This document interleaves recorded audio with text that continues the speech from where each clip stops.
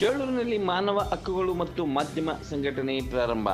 ಚೇಳೂರಿನ ಗಾಯತ್ರಿ ಮಂಟಪದಲ್ಲಿ ಆಯೋಜಿಸಲಾದ ಕಾರ್ಯಕ್ರಮವನ್ನು ಜ್ಯೋತಿ ಬೆಳಗಿಸಿ ಪ್ರಾರಂಭ ಮಾಡಿದರು.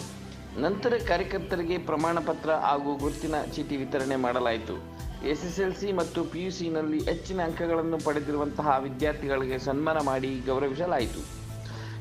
ಇದೇ ಸಂದರ್ಭದಲ್ಲಿ ಸಂಘಟನೆಯ ಸಂಸ್ಥಾಪಕ ಅಧ್ಯಕ್ಷರಾದ ಅರುಣ್ ಕುಮಾರ್, ಶ್ರೀ ಕಡ್ಡಿಲು ವೆಂಕಟರಮಣಪ್ಪ, ಡಿಎಸ್ಎಸ್ ಸಂಘಟನೆಯ ಜಿಲ್ಲಾಧ್ಯಕ್ಷರಾದ ಆದಿ ನಾರಾಯಣ, ಮಾಜಿ ಗ್ರಾಮ ಪಂಚಾಯಿತಿ ಅಧ್ಯಕ್ಷರಾದ ಗೋಪಾಲಸ್ವಾಮಿ, ಬಿಜೆಪಿ ಮುಖಂಡರಾದ ಪೇಂಟ್ ರಾಮು, ಗ್ರಾಮ ಪಂಚಾಯಿತಿ ಉಪಾಧ್ಯಕ್ಷರಾದ ಶ್ರೀಮತಿ ಲಕ್ಷ್ಮೀದೇವಮ್ಮ, ವಾಲ್ಮೀಕಿ ಸಂಘದ ಜಿಲ್ಲಾಧ್ಯಕ್ಷರಾದ ರಾಮಕೃಷ್ಣ, ತಾಲೂಕು ಅಧ್ಯಕ್ಷರಾದ ರವಿ, ಪ್ರಧಾನ ಕಾರ್ಯದರ್ಶಿ ನವೀನ್, ತಾಲೂಕು ಉಪಾಧ್ಯಕ್ಷರಾದ ಶಿವಕುಮಾರ್, ಪಿಎನ್ ಸಂಘಟನಾ ಕಾರ್ಯದರ್ಶಿ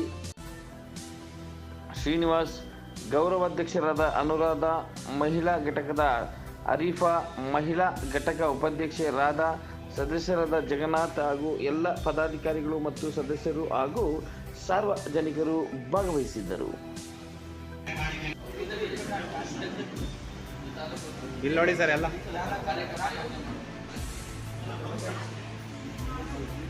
ಇಲ್ಲಿ ನೋಡಿ ಸರ್, ಎಲ್ಲ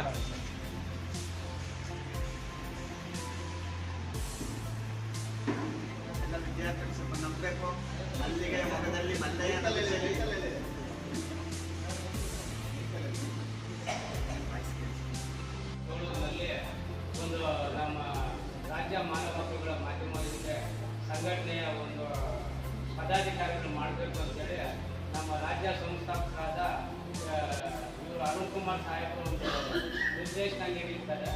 ಅದರ ನಿರ್ದೇಶನದಂತೆ ನಮ್ಮ ರಾಜ್ಯ ಸಲಹೆಗಾರರಾದಂಥ ನಮ್ಮ ಡಾಕ್ಟರ್ ಬಿ.ಎನ್. ಮೋಹನ್ ಕುಮಾರ್ ಅವರ ಸಲಹೆಯಂತೆ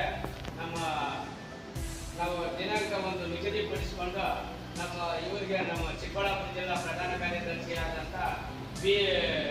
ಮುದುಕೃಷ್ಣ ಅವರಿಗೆ ನಿರ್ದೇಶನ ನೀಡುತ್ತೇವೆ. ಸದರಿ ನಿರ್ದೇಶನದಂತೆ ಈ ಭಾಗದಲ್ಲಿ ನನ್ನ ಹೆಸರು ಕೆ. ಅರುಣ್ ಅಂತ. ನಾನು ಇದೇ ಚಿಕ್ಕಬಳ್ಳಾಪುರ ಜಿಲ್ಲೆಯ ಭಾಗದವರು. ಮೂಲತಃ ಶಿಡ್ಲಘಟ್ಟ ತಾಲೂಕಿನ ನಿವಾಸ. ಇವತ್ತೇನು ಮಾನವ ಹಕ್ಕುಗಳು ಮತ್ತು ಮಾಧ್ಯಮ ಸಂಘಟನೆಯನ್ನ ಇಡೀ ರಾಜ್ಯಾದ್ಯಂತ ಸಂಘಟನೆ ಮಾಡಬೇಕು ಅಂತ ಹೇಳ್ಬಿಟ್ಟು ನನ್ನ ಎಲ್ಲ ಅನೇಕ ಯುವಕ ಮಿತ್ರರು ಚೇಳೂರು ತಾಲೂಕಲ್ಲೂ ಕೂಡ ಸಾಕಷ್ಟು ನಮ್ಮ ಇನ್ನೊಬ್ಬರು ಹಿರಿಯರು ಬಂದ ಕಡ್ಡಿಲು ಅವರು ಬಹಳಷ್ಟು ಕೂಡ ಪರಿಚಯರು ನಮಗೆ.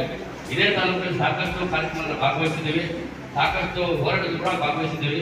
ಹಾಗಾಗಿ ಜಿಲ್ಲೆಯ ಚಿಕ್ಕಬಳ್ಳಾಪುರ ಜಿಲ್ಲೆ ಬಹುಶಃ ಚೇಳೂರು ತಾಲೂಕು ನನಗೂ ಕೂಡ ಹಳೆಯ ಒಂದು ಬಾಂಧವ್ಯ ಮತ್ತು ಸಂಬಂಧ ಇದೆ ಅಂತ ಹೇಳಿ ಬಯಸ, ಮೊದಲನೇದಾಗಿ ಈ ಕಾರ್ಯಕ್ರಮದ ವೇದಿಕೆಯಿರ್ತಕ್ಕಂಥ ನನ್ನ ಮಾನವ ಹಕ್ಕುಗಳು ಮತ್ತು ಮಾಧ್ಯಮ ಸಂಘಟನೆಯ ರಾಜ್ಯ ಉಪಾಧ್ಯಕ್ಷರಾಗಿರ್ತಕ್ಕಂಥ ಪುಟ್ಟಣ್ಣನವರೇ, ಹಾಗೆ ರಾಜ್ಯ ಸಲಹೆಗಾರರು ಆಗಿರ್ತಕ್ಕಂಥ ನನ್ನ ಹಿರಿಯರು ಆಗಿರ್ತಕ್ಕಂಥ doctor BN. Mohan Kumar sir ಅವರೇ, ಹಾಗೆಯೇ ರಾಜ್ಯ ಯುವ ಘಟಕದ ಅಧ್ಯಕ್ಷರಾಗಿರ್ತಕ್ಕಂಥ ಮಹೇಶ್ ಅವರೇ, ಹಾಗೆಯೇ ಮಹಿಳಾ ಘಟಕದ ಉಪಾಧ್ಯಕ್ಷರಾಗಿರ್ತಕ್ಕಂಥ ಕಾನೂನನ್ನ, ಪೊಲೀಸ್ ಕಾರ್ಯವೈಖರನ್ನ, ನಿಮಗಿಂತ ಮೊದಲೇ ನಾವು ಪೊಲೀಸ್ ಕರ್ತವ್ಯಗಳನ್ನ ನಿಮ್ಮನ್ನು ಯಾವ ರೀತಿ ನಿಭಾಯಿಸಬೇಕು, ನಿಮ್ಮ ಅಧಿಕಾರವನ್ನ ಎಲ್ಲವರೆಗೂ ನೀವು ಚಲಾಯಿಸಬೇಕಾಗುತ್ತೆ, ಯಾವ ಮಟ್ಟಿಗೆ ನಿಮ್ಮದು ಪೊಲೀಸ್ ಇಲಾಖೆಗಳ ಒಂದು ಸುತ್ತೋಲೆಗಳಿದ್ದಾವೆ, ಅದನ್ನೆಲ್ಲವೂ ಕೂಡ ನೀವು ಟ್ರೈನಿಂಗ್ ಆಗೋದು ಮುಂಚೆ ಇವತ್ತು ನಾವೆಲ್ಲರೂ ಕೂಡ ಅದನ್ನು ಓದ್ಕೊಂಡು ನಿಮಗೆ ನಿರ್ದೇಶನ ಕೊಡುವಂತ ನಿಟ್ಟಿನಲ್ಲಿ ಇವತ್ತು ತಯಾರಾಗಿ ಇವತ್ತು ಮಾನವ ಹಕ್ಕುಗಳು ಮತ್ತು ಮಾಧ್ಯಮ ಸಂಘಟನೆ ಇವತ್ತು ಇಡೀ ರಾಜ್ಯದ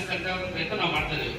ಹಾಗಾಗಿ ದಯವಿಟ್ಟು ನಿಮಗೆ ಎಚ್ಚರಿಕೆಯಲ್ಲಿ ಮತ್ತೊಮ್ಮೆ ನಾನು ಬಹುತೇಕ ಒಂದು ಮಾನವ ಹಕ್ಕುಗಳ ಉಲ್ಲಂಘನೆ ಆಗ್ತಕ್ಕಂಥದ್ದು ಪೊಲೀಸ್ ಇಲಾಖೆಯಲ್ಲಿ ಅನ್ನೋದನ್ನ ನಮ್ಮೆಲ್ಲರೂ ಕೂಡ ಗೊತ್ತಿರೋ ವಿಚಾರ.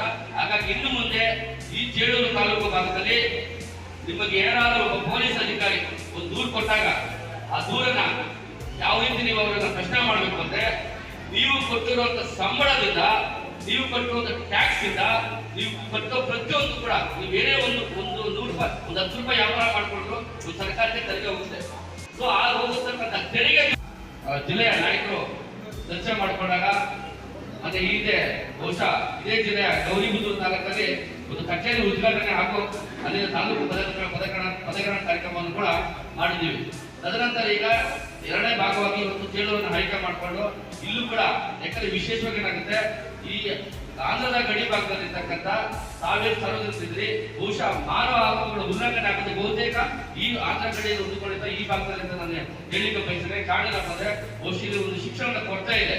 ಜೊತೆಗೆ ಇಲ್ಲಿ ಕೂಡ ಬಹಳಷ್ಟು ಅಮಾಯಕ ಜನ ಇರೋದ್ರಿಂದ ಬಹುಶಃ ಕೆಲವೊಬ್ಬ ಬಲಾಢ್ಯರು ತಮ್ಮ ಮೇಲೆ ದಬ್ಬಾಳಿಕೆ ಮಾಡುವಂಥದ್ದು, ಹಾಗೆ ತಮ್ಮ ಮೇಲೆ ದೌರ್ಜನ್ಯ ಮಾಡುವಂಥದ್ದು, ಹಾಗೆ ಮಹಿಳೆಯರ ಮೇಲೆ ಸಾಕಷ್ಟು ಹಲ್ಲೆಗಳು ಮಾಡುವಂಥದ್ದು, ಈ ರೀತಿ ಮತ್ತೆ ಅಂಗವಿಕಲರ ಮೇಲೆ ಹಾಗೆ ತುಂಬಾ ಪರಿಶಿಷ್ಟ ಜಾತಿ ಮತ್ತು ಪರಿಶಿಷ್ಟ ಪಂಗಡದ ಆ ಸಮುದಾಯಗಳ ಮೇಲೆ ನಿರಂತರವಾಗಿ ಕೂಡ ಸಾಕಷ್ಟು ದೌರ್ಜನ್ಯಗಳು ದಬ್ಬಾಳಿಕೆಗಳು ಏನು ಈ ಭಾಗದಲ್ಲಿ ಆಗ್ತಿದ್ರೆ ನನಗೂ ಕೂಡ ಗೊತ್ತಿದೆ. ಬಹುಶಃ ಚೇಳೂರು ವ್ಯಾಪ್ತಿಯಲ್ಲಿ ಸಾಕಷ್ಟು ಪ್ರಕರಣ ನಾನು ಕೂಡ ಮಾನ್ಯ SP ಕೂತ್ಕೊಂಡಾಗ ಪ್ರತಿ ಸಭೆಯಲ್ಲಿ ಕೂಡ ನಾನು ಚರ್ಚೆ ಮಾಡಕ್ಕೆ ಸುಮಾರು ಸಲ ಈ ತಾಲೂಕನ್ನ ಆಯ್ಕೆ ಮಾಡ್ಕೊಳ್ಳೋದು ಹೌದು. ಏನಿವತ್ತು ತಮಗೆ ಆಗ್ತಕ್ಕಂಥ ಎಲ್ಲ ಹಲ್ಲೆಗಳು ಈ ಬಲಾಢ್ಯದಿಂದ ಮತ್ತೆ ವಿಶೇಷವಾಗಿ ಏನಾಗುತ್ತೆ ನಮ್ಮ ಉಪಾಧ್ಯಕ್ಷರು ಪುಸ್ತಕಗಳ ಹೇಳಿದಾಗ ಇದಕ್ಕೆ ನಾನು ರಕ್ಷಣೆ ಕೊಡುವಂತದ್ದು ಇರ್ತಕ್ಕಂಥದ್ದು ಒಂದು ಇಲಾಖೆ, ಅದು ಒಂದು ಪೊಲೀಸ್ ಇಲಾಖೆ ಅಂತ ಬಿಟ್ಟು ನಮ್ಮೆಲ್ಲರೂ ಗೊತ್ತಿರುವಂತ ವಿಚಾರ. ಹೀಗಾಗಿ ಅತಿ ಹೆಚ್ಚು ಯಾರು ದೌರ್ಜನ್ಯಕ್ಕೊಳಗಾಗ್ತಾರೆ, ಎಲ್ಲಿ ಅವರ ಹಕ್ಕುಗಳ ಉಲ್ಲಂಘನೆ ಆಗುತ್ತೆ, ಯಾರ ಮಹಿಳೆಯರ ಮೇಲೆ ಎಲ್ಲಿ ದಬ್ಬಾಳಿಕೆ ಆಗುತ್ತೆ, ಅವರ ಸ್ವಾತಂತ್ರ್ಯವನ್ನ ಯಾವ ರೀತಿ ಕಸಿದುಕೊಳ್ತಾರೆ, ಆ ನಿಟ್ಟಿನಲ್ಲಿ ನೀವೇನಾದ್ರೂ ಒಂದು ವೇಳೆ ಪೊಲೀಸ್ ಸ್ಟೇಷನ್ ದೂರು ಕೊಡಕ್ಕಂತ ಹೋದಾಗ ಬಹುತೇಕ ಪೊಲೀಸ್ ಠಾಣೆಗಳಲ್ಲಿ ಕೂಡ ನಿಮ್ಮ ಹಕ್ಕನ್ನ ಕಸಿದುಕೊಳ್ಳುವಂಥದ್ದು 100ಕ್ಕೆ 100 ಸತ್ಯ ಅಲ್ಲೇ ಆಗುತ್ತೆ ಅಂತ ಈ ಸಂದರ್ಭ ಹೇಳಿಕೆ ಬಯಸ್ತೇನೆ. ಕಾರಣ ಏನಂದ್ರೆ ಭವಿಷ್ಯಕ್ಕೆ ಪಾಪ ವಿದ್ಯಾಭ್ಯಾಸ ಶಿಕ್ಷಣದ ಕೊರತೆ ಇದ್ದು ಅಥವಾ ನಿಮ್ಮ ಹಕ್ಕುಗಳ ರಕ್ಷಣೆಯನ್ನ ಯಾವ ರೀತಿ ನಾವು ಅದನ್ನ ಅನುಸರಿಸಬೇಕು, ನೀವು ಯಾವ ರೀತಿ ಪ್ರಶ್ನೆ ಮಾಡಿ ಅದನ್ನ ತಗೊಳ್ಬೇಕಾಗುತ್ತೆ. ಹಾಗಾಗಿ ಅದರಲ್ಲಿ ಪಾಪ ನಿಮ್ಗೆ ಅದ್ರ ಬಗ್ಗೆ ಅರಿವಿಲ್ಲದ ಕಾರಣ ಇವತ್ತು ವಿಶೇಷವಾಗಿ ಯಾರಾದ್ರೂ ಪೊಲೀಸ್ ಸ್ಟೇಷನ್ ಅಂತ ಹೋದ್ರೆ ಬಹುಶಃ ನಿಮ್ಗೆ ನೆನಪಿಗೆ ಇವತ್ತು ನಿಮ್ಮ ಮುಖೇನ ಮತ್ತೆ ಮಾಧ್ಯಮದ ಮುಖೇನ ಒಂದು ಈ ಭಾಗದ ಪೊಲೀಸ್ ಇಲಾಖೆಗೆ ಒಂದು ಎಚ್ಚರಿಕೆ ಕೊಡ್ತೀನಿ ಬಯಸ್ತೇನೆ. ಬಹುಶಃ ನನಗೆ ಈ ಕಾರ್ಯಕ್ರಮದ ಪೂರಕವಾಗಿ ನನ್ನ ಈ ಒಂದು ಸಂಘಟನೆಯ ಮುಖಂಡರು ಪೊಲೀಸ್ ಸ್ಟೇಷನ್ಗೆ ಒಂದು ಇನ್ವಿಟೇಷನ್ ಕಾರ್ಡ್ ಕೊಡಕ್ಕೆ ಹೋಗ್ತಾರೆ. ಬಹುಶಃ ನಾನು ಒಬ್ಬ ಪೊಲೀಸ್ ಆಯೋಗ್ಯರಿಗೆ ಹೇಳಕ್ ಬಯಸ್ತೇನೆ, ಇವತ್ತು ನನ್ನ ಒಂದು ಸಂಘಟನೆಯನ್ನ ನಾವು ಕಾರ್ಯಕ್ರಮ ಮಾಡ್ಬೇಕಂದ್ರೆ ಯಾವ ಪೊಲೀಸ್ ಆಯೋಗ್ಯನ ಅವಶ್ಯಕತೆ ನಮ್ಗಿಲ್ಲ ಅಂತ ಈ ಸಂದರ್ಭದಲ್ಲಿ ಹೇಳಿಕೆ ಬಯಸ್ತೇನೆ. ಅದು ನಿಮ್ಗೆ ನೇರವಾಗಿ ಅವ್ರಿಗೆ ಒಂದು ಮಾಧ್ಯಮದ ಎಚ್ಚರಿಕೆ ಕೊಡ್ತಂದ್ರೆ ಬಹುಶಃ ಕಾನೂನು ತಿಳ್ಕೊಳ್ಳಿ. ಒಂದು ನಾವು ಇಂಡೋರ್ ಕಾರ್ಯಕ್ರಮ ಮಾಡಬೇಕು ಅಂತಂದ್ರೆ ಬಹುಶಃ ನಿಮ್ಮ ಅನುಮತಿ ನಮಗೆ ಅವಶ್ಯಕತೆ ಇಲ್ಲ ಅಂತ ಹೇಳ್ತಾ ಮತ್ತೊಮ್ಮೆ ಈ ಪೊಲೀಸ್ ಠಾಣೆಗೆ ಇಲ್ಲಿರ್ತಕ್ಕಂಥ ಅಧಿಕಾರಿಗೆ ಎಚ್ಚರಿಕೆ ಕೊಡ್ತೀನಿ. ನಮ್ದೊಂದೇ ಅಂತಲ್ಲ, ನಮ್ಮ ಹಕ್ಕುಗಳು, ಅದು ಮಾನವ ಹಕ್ಕುಗಳು ಮತ್ತು ಮಾಧ್ಯಮ ಸಂಘಟನೆಯನ್ನ ಇವತ್ತಿನ ಪ್ರಾರಂಭ ಮಾಡ್ತಾ ಇದ್ರೆ ಬಹುಶಃ ನಿಮ್ಗೆ ಭಯದ ವಾತಾವರಣ ಸೃಷ್ಟಿಯಾಗಿದೆ ನೇರವಾಗಿ ಹೇಳಿಕೆ ಬಯಸ್ತೇನೆ. ಕಾರಣ ಇರ್ತದೆ ಇಷ್ಟು ವರ್ಷ ನಿಮ್ಗೆ ಯಾರು ಪ್ರಶ್ನೆ ಮಾಡೋದು ನಮಗಂತೂ ಗೊತ್ತಿಲ್ಲ.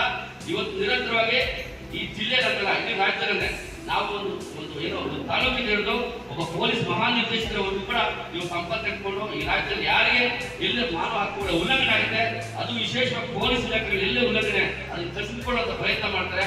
ಅವ್ರ ವಿರುದ್ಧ ನಾವು ಸಾಕಷ್ಟು ಈಗಾಗಲೇ ಕಮಿಷನರ್ ದೂರು ಕೊಡೋ ಮುಖಾಂತರ ಅವ್ರಿಗೆ ಕ್ರಮ ಕೈಗೊಳ್ಳುವಂತ ಮುಖಾಂತರ ಬಹಳಷ್ಟು ನಿದರ್ಶನ ಇದ್ದಾವೆ. ಸಾಕಷ್ಟು ಪೊಲೀಸ್ ಅಭ್ಯರ್ಥಿಗಳನ್ನ ಅಮಾನತು ಮಾಡುವಂತ ಉದಾಹರಣೆ ಇವತ್ತು ನಮ್ಮ ಮಾನವ ಸಂಘಟನೆಗೆ ಅದು ಸಲ್ಲುತ್ತೆ ಅಂತ ಬಿಟ್ಟು ಹೇಳ್ತಾ ನಾನು ಮತ್ತೊಮ್ಮೆ ನಿಮಗೆ ಎಚ್ಚರಿಕೆ ಕೊಡ್ತೇನೆ. ನನ್ನ ಮಾನವ ಹಕ್ಕುಗಳು ಮತ್ತು ಮಾಧ್ಯಮ ಸಂಘಟನೆಯ ಕಾರ್ಯಕರ್ತರನ್ನ ನೀವು ಸರಿಯಾದ ರೀತಿಯಲ್ಲಿ ಸ್ಪಂದಿಸದೆ ಅಥವಾ ನೀವೇನಾದ್ರೂ ಅವರಿಗೆ ನಿರ್ಲಕ್ಷ್ಯ ವಹಿಸಿದ್ರೆ ಅವರ ಹಕ್ಕುಗಳನ್ನ ಕಸಿದುಕೊಳ್ಳುವಂತ ಪ್ರಯತ್ನ ನೀವು ಮಾಡಿದ್ದೇ ಆದ್ರೆ ಬಹುಶಃ ನಿಮ್ಮ ಯೂನಿಫಾರ್ಮ್ ಅನ್ನ ಬಿಚ್ಚುವಂತದ್ದು ಅತಿ ಶೀಘ್ರದಲ್ಲೇ ಇವತ್ತು ನಮ್ಮ ಮಾನವ ಹಕ್ಕುಗಳು ಮತ್ತು ಮಾಧ್ಯಮ ಸಂಘಟನೆ ಮಾಡುತ್ತೆ ಅಂತ ಬಿಟ್ಟು ಈ ಮೂಲಕ ಮತ್ತೊಮ್ಮೆ ನಿಮಗೆ ಎಚ್ಚರಿಕೆ ಕೊಡ್ತಾ ಹಾಗೆ